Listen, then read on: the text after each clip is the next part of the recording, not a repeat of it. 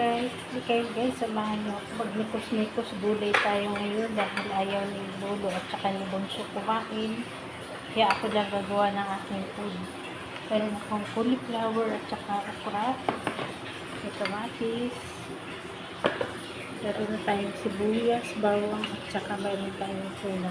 Try ko lang mamaya ilagay dito sa aking gulay na okra. Meron na rin tayong kanin. Hanggang hapunan na yan. Yan ang ating nikos-nikos na pagkain ngayon. Nagbubulay tayo ng nikos-nikos. So, ilagay ko yung bawang muna. Bawang at sibuyas.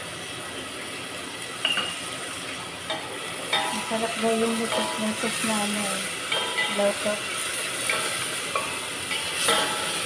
Pero kasi ni Lolo kumain. May manok naman, kaso preserve ko naman para bukas. Kaya may Friday para ready nila.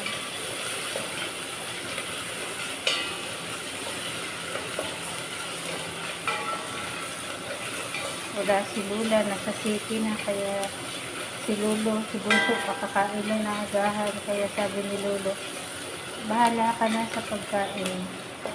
Okay, magnikos-nikos tayo ngayon.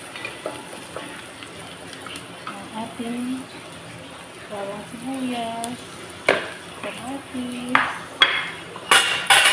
tuna. Salamat sa sponsor ng tuna. Alam mo na kung sino ka. Thank you so much. God bless. Saka yung aking okra at saka cauliflower.